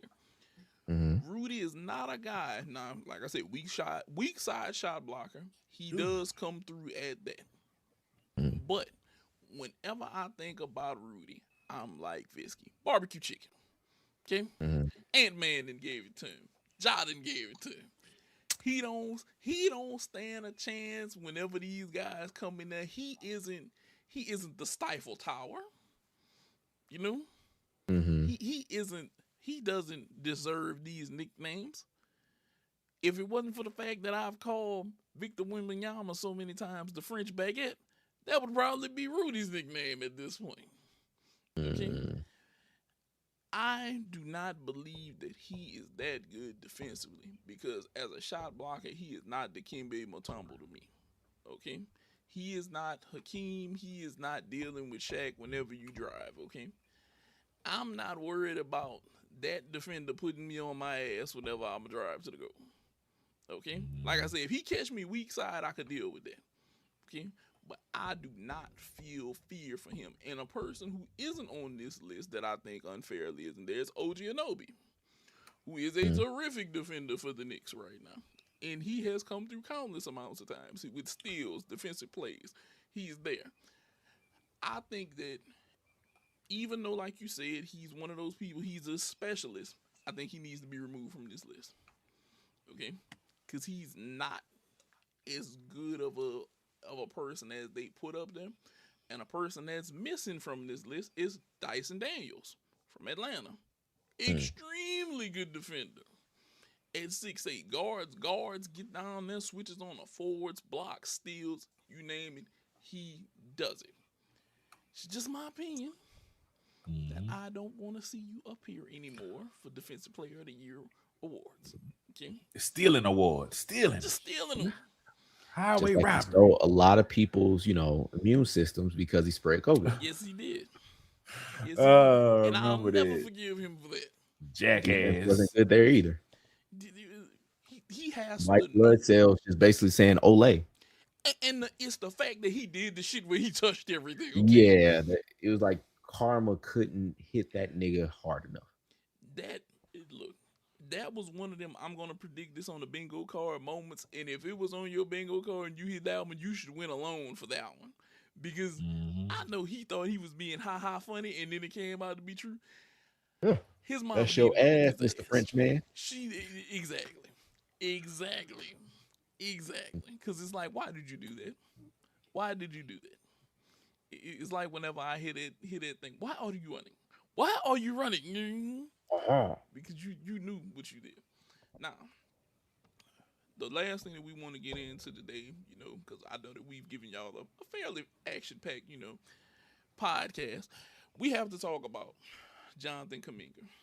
Okay, what Mike Dunleavy did was the most strategic, cutthroat, pimp type NBA presidential move that you could ever do to try to squash a player if I've ever watched it in live action happen, cutting somebody down with words. Rob, go ahead and let the people know exactly what Mike Dunleavy said. All right, this week, basically, Mike Dunleavy was meeting with reporters, and he said about Jonathan Kaminga, when you make a demand, or Jonathan Kaminga basically looking for trade, making a trade demand. He said, when you make a demand, there needs to be a demand on the market. We'll see where that unfolds, but always with these guys, I'm willing to work with them, nigga.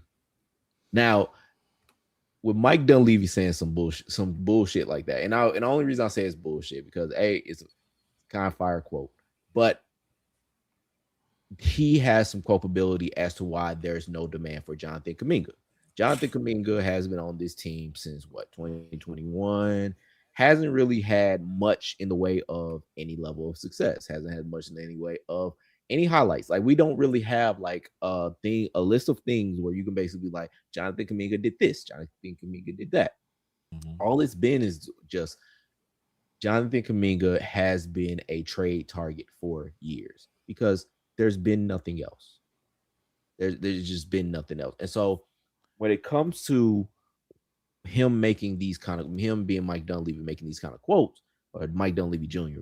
For that matter, making these kind of quotes, it's like, dude, there's no demand because of you and Steve Kerr.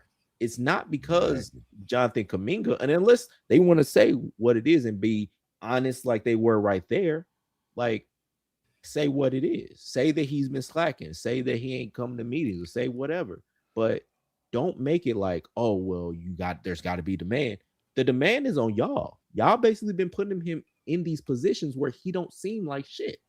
So if you're not gonna do like the anonymous quote thing and you're gonna come out at point blank, take some level of accountability for yourself of why this dude isn't wanted. Because when the offer sheet was out there or when he was a restricted free agent, y'all basically y'all took him up on it, and then y'all signed him to like this bogus ass 1-1 Yep. that wasn't even any better. So y'all haven't looked at him as a long-term option, and you're basically making these kind of quotes while he's still on the team. Like, this is on y'all of why nobody wants him.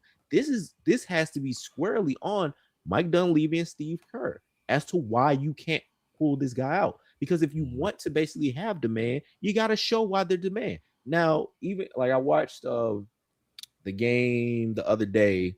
They were playing, I think it was the Raptors, because it was like the first game without Jimmy Butler, was out for the season. And Yeah. they were talking, the announcers were talking about, hey, this is Jonathan Kuminga's chance to essentially say, show like what he is and what he can do for this team.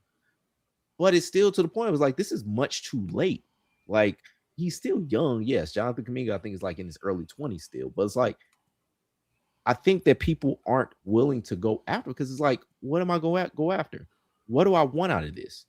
Like, y'all haven't done right by this dude at all. Not at all. Y'all have not done right by this dude. So making these kind of quotes while this guy is still on the team, even if he wasn't on the team, is bullshit. Point blank. It's bullshit. What did you hear, Bisky, whenever you heard the Mike Dunleavy comments? Because before I say what I gotta say, because I know what I heard. I don't know about y'all. But what did you hear whenever Mike Dunleavy made these comments about Jonathan Kuminga? What I heard was, boy, fuck you. That's what it sounded like to me. And just I honestly, like, I'm honestly perplexed. Like, I feel like I want a real. I feel like somebody ain't telling a real story. Something Mm-hmm. is missing. Am I missing something? Are we missing something? Because why is this happening? Like, from what I've seen from him visually, he is a decent player. Like, he is a decent player that can bring a lot to a team. So what, it had to be something off the court, something in the background we don't know about. Something had to happen. Because for him to say something like that, I'm perplexed. And Yeah. I'm really just perplexed. Like, I'm lost for words. I don't know what to think about it now. It's like something had to happen that is not in the media, that's not known, in the background, something. I feel like he's getting blackballed.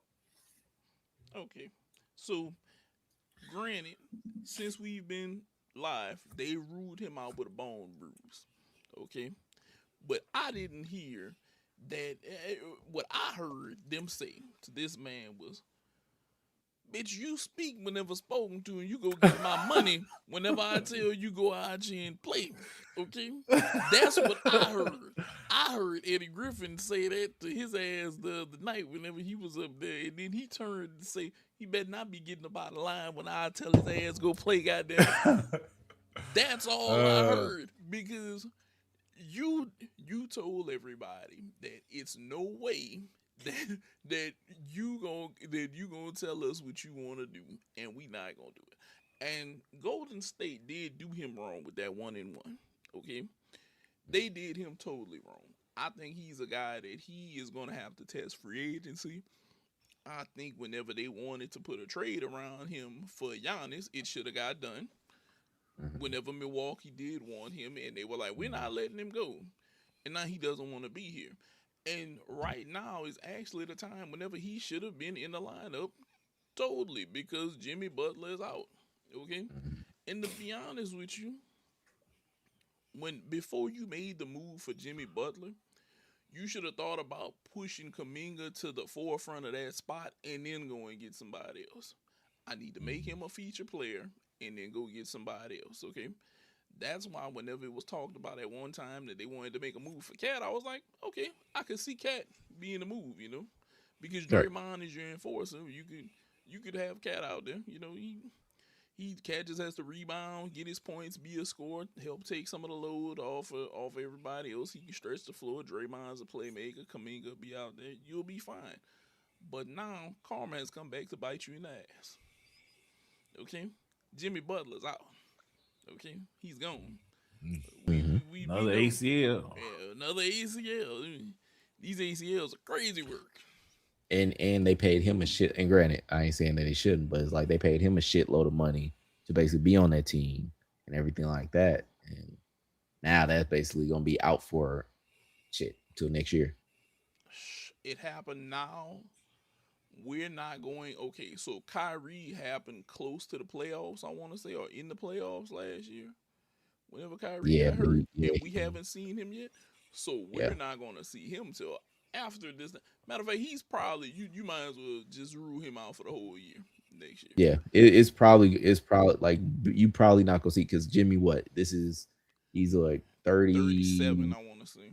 Yeah, he No, he's probably won't. 36. He's 36. He'll be 37 later Yeah, so this he year. probably So gonna play until next January. yeah. Well, I think Chances. after that, he might not play till. I think we lost Kyrie Yeah, later because in the year. Kyrie got hurt. Kyrie got hurt like once in March. It was Okay, so Kyrie went out in March, and we still haven't seen him back yet. They tried to say he was gonna be ready in January. Psh, knew that wasn't Here happening. we are. I knew that wasn't happening. That's why I'm saying we losing Jimmy now. We're in January. We're not going to see Jimmy till March, yeah, but April, or maybe playoffs next year if they in the playoffs. Mhm. like Kyrie is still out, and it's like it ain't even no determined time frame. That's Nope. great. We're not going to see him. Jimmy's going to turn 37, and we're not going to see him because I don't care what you say. He's going out now. He's not coming back at the beginning of the year. Not for the NBA season. Oh no, nah, that's too close. Not at his age. You might as well say all that money you spent ain't gonna work. It's not there. It's not there. Hell, now I could even make the point to say, whenever you guys thought about having Trae Young at one point, a couple years ago, whenever you thought about making a move, wouldn't be a bad time because a guy with a hamstring is one thing, which I'm gonna be honest with you. I think Washington is tanking for a pick also. I think they're tanking for another pick. They're just bad. Well, this is what I'll say. Trae Young had played a couple games, and then all of a sudden, right before the trade, oh, his hamstring is down, and I was like, his hamstring isn't down. I just watched him play damn near 30-some minutes. I was like, you're moving him.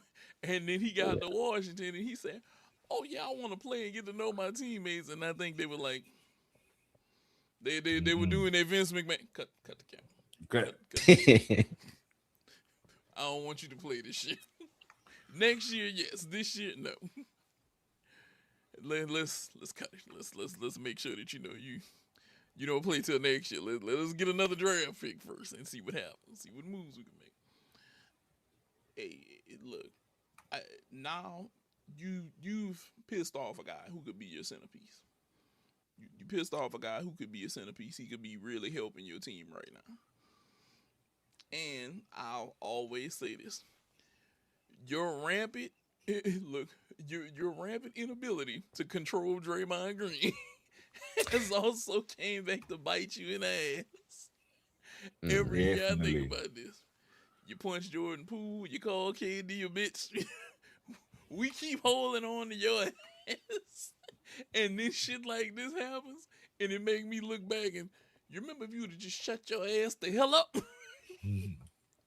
we wouldn't be in these positions, goddamn. Just shut up. Then, or if he would have passed the ball to KD like he was supposed to. Yeah.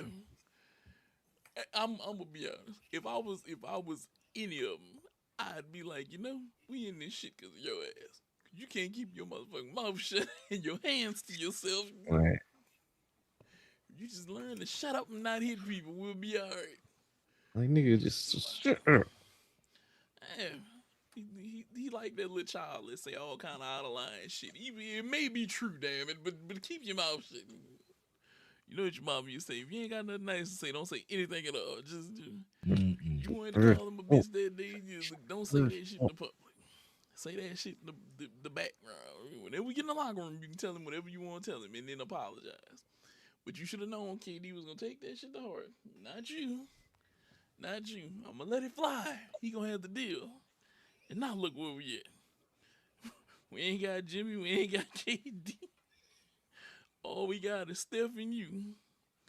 Oh, and I don't know if y'all noticed. Clay did not play good against them. I don't know how Clay played good the game before, and I was like, man, Clay might go off against them. He played good the other night. He ain't gonna be around too much longer, dog. I think this is either last year or the year before last for Clay, dog. I'm gonna say this. I think he's just enjoying his time with Meg as much as possible. Exactly. Meg got his head all up in the clouds. I mean, now his legs is all up in the clouds too, because those things are cooked. Like, I mean, the reason why he ain't a Warrior now is because they were cooked. Like he's about done. Like, I think he's out there because he loves basketball, and that's the only thing that's keeping. Every time I see them list him for injury management, and they always put knee, I'd be like, he needs to borrow one of those from Meg, because apparently she has. I mean, maybe that's his master plan. Maybe he's like, look, I've found you, Miss New Knees. I need you, Miss New Knees. Please transplant. Like maybe that's the end game for him. So we're just saying knee transplant. He's like, look, knee transplant to come back. I just need your infusion, like whatever's in there. I just need it infused. He gonna do like the Kobe blood spinning thing, like just let's fuse it and just put it in there. Maybe that's the plan. Maybe that's what it is. He's like, I just need that knee fluid infusion. I need the knees. The knees will like help me succeed. You're gonna be like on White Chicks. We got our knees done. We got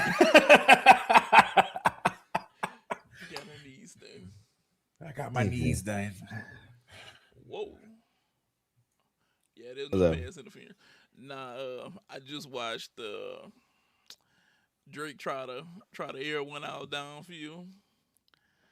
He's trying to get her done. I think this is going to be a way better matchup than what people thought, and it is proven to be that good of a thing. But with that being said, guys, we're all probably going to go tune into football as of right now because it's Sunday. It's foosball day. You got to respect football. But like we always say, you guys, like, subscribe, keep running up those clip numbers on our channel. We love it. We love it. Tell your people about it. Share them everywhere. We're on TikTok. We're on YouTube Shorts. Give the long form content some time. Hey, I'm telling you guys, go tune into the Booty Awards. That thing is hilarious. It's starring Visky right here. It was his contribution because he had been out on assignment for so long. And then he completed the assignment. Yeah, and then he completed the assignment and we got him back. So we need you guys to go ahead and take a look. Just do what you need to do. Like, subscribe, share, tell everybody about it. We love that. Continue to push our podcast. Remember, subscriptions, they make the world go round. And subscribe. We got 2 channels. Push the button, hit the bell. Anything you guys want to say before we get up out of here? No, man. Good night, Canada. Good night, Taylor Swift. Go watch the football. Go love it. So, happy Sunday. Oh, and still and podcast numbers, Spotify, Apple, all them shits. Look at those shits too. We got them everywhere. We everywhere. Yeah. We're everywhere. What about you, Visky? If y'all ain't watched Saturday night main event last night, check it out. Oh yeah, there's a couple good things, So if y'all missed that, the Cody Jacob was nice. New women's tag team champions. That's always going back and forth. But check it out. That's somebody that we coming up. Rumble, baby, ready for Rumble. Mm-hmm. As we just had the draft. Yeah, because you ain't gonna get a Royal Rumble draft anywhere else. Nowhere else. At least not as good as this one. Not as good as this one. Not as good as this one. And remember, somewhere there's an NFL coach who doesn't deserve to be signed, and he's signing his paperwork right now. And the only thing going through his head is this. It's the only thing going through his head right now. We got him. We got him. Yeah, we got him. But you guys have a great night. Stay safe. Watch some food.